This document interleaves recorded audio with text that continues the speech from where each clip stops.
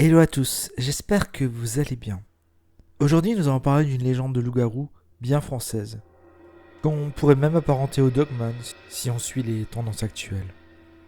Donc oui, il y a bien des histoires de loup-garou en France depuis des centaines d'années. Certaines quelque peu oubliées. Qui se souvient de la ganipote? Jusqu'au XXe siècle, ce monstre légendaire, une sorte de loup-garou, effrayait les paysans dans les campagnes de l'ouest de la France. Retour sur cette légende de loup-garou bien française. Avant de commencer, sachez que je publie régulièrement des vidéos. Pour être mis au courant des sorties, n'hésitez pas à vous abonner et à activer la petite cloche, ça me donne du courage et de la motivation. Merci à vous.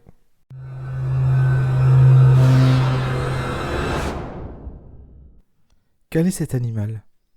Certains croient un canular, élaboré pour épouvanter les ouvriers trop crédules qui sont bien persuadés d'avoir vu, et bien vu, une ganipote. En août 1939, les journaux parisiens se font l'écho d'un fait divers qui s'est produit dans le petit village de Cougou, situé à une soixantaine de kilomètres au nord de La Rochelle, en Charente-Maritime. 30 paysans affirment avoir aperçu, alors qu'ils rentraient du champ, une bête étrange.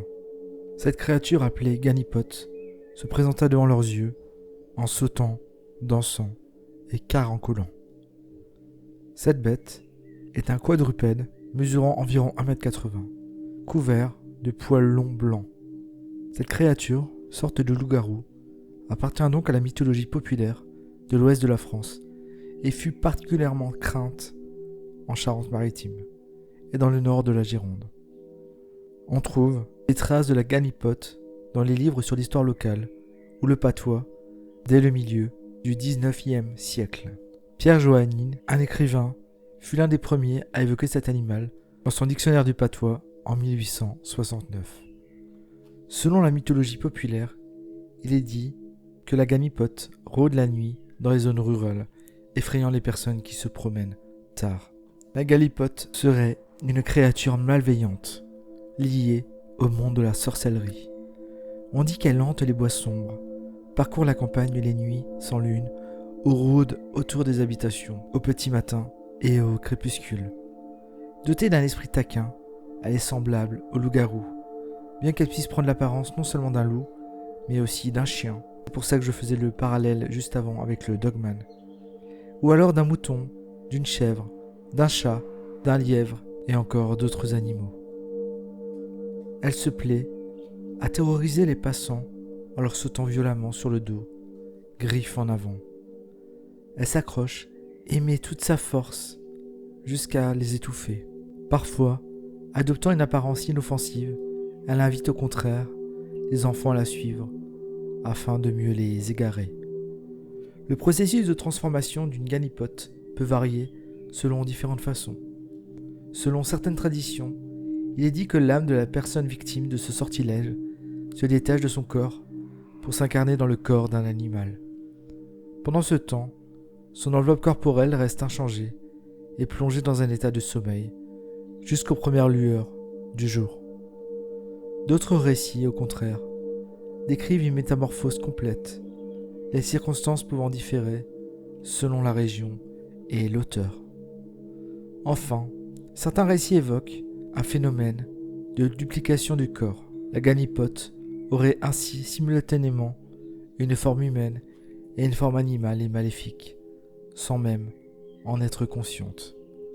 Elle pourrait alors mener des activités de manière tout à fait innocente, ou simplement se reposer dans son lit, pendant que son redoutable double s'adonne à la course de la ganipote et terrorise les environs. En parlant de transformation, il existe tout d'abord la possibilité d'une transformation volontaire par un sorcier ou une sorcière.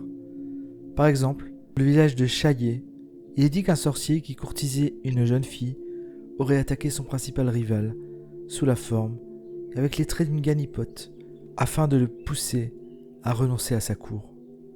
Des témoignages rapportent également des personnes se transformant en s'enduisant elles-mêmes le corps d'une pommade. Cependant, la ganipote est également considérée comme étant victime d'une malédiction. Cette malédiction était lancée par un prêtre.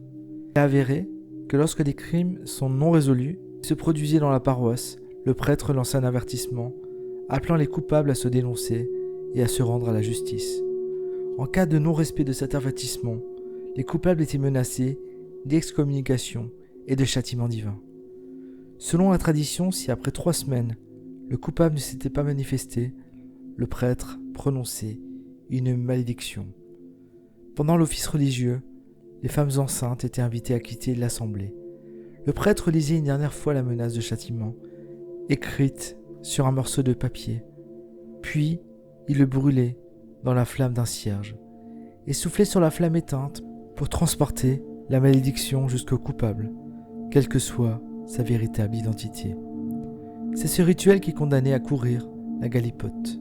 Dans certains récits, on raconte aussi que le prêtre lançait des boules de feu lors de ce rituel. On raconte également que les galipotes seraient des enfants non baptisés, y compris les enfants illégitimes de prêtres. Cependant, dans certains récits, la galipote est simplement considérée comme une créature, bien que magique et maléfique. On dit qu'elle serait le produit de l'accouplement d'un chien et d'une louve.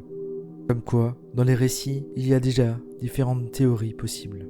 Mais à savoir que la personne condamnée à se métamorphoser en galipote est spécifiquement condamnée à courir la galipote, c'est-à-dire à devoir parcourir chaque nuit, sous une forme animale, pas moins de 7 paroisses différentes.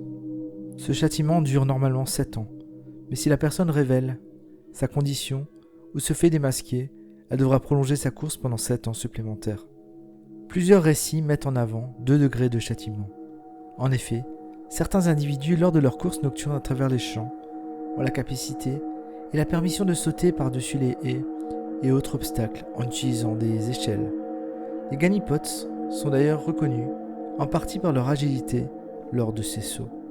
Cependant, d'autres malheureux n'ont pas cette possibilité et sont condamnés à traverser tous les buissons, même ceux munis d'épines, se trouvant sur leur chemin. La légende rapporte aussi que c'est un animal que personne n'a jamais vu, car il attaque à toujours ses victimes de dos et surtout il ne supporte pas la lumière.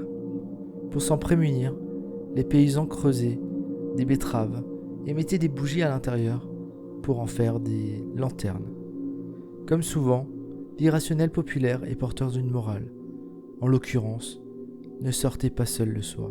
On peut voir plusieurs contradictions dans ces récits, comme le fait qu'on ne la voit jamais, et d'autres qui décrivent avec précision cet animal. La presse se fait écho de faits divers impliquant la galipote régulièrement à l'époque, principalement pour rappeler que la bête n'existe pas. Les galipotes, les sorciers et les loups-garous n'ont jamais existé, que dans les imaginaires malades, mais les rôdeurs de nuit sont très habiles pour trouver les moyens de ne pas être inquiétés par leurs opérations. Peut-on lire dans le quotidien local L'Espérance, le 20 février 1874. Le journal Le Conservateur, une dizaine d'années plus tard, va encore plus loin. Si l'idiot personnage qui a joué au fantôme avait reçu quelques grains de plomb dans le derrière, cela l'aurait assurément guéri de recommencer une farce aussi stupide.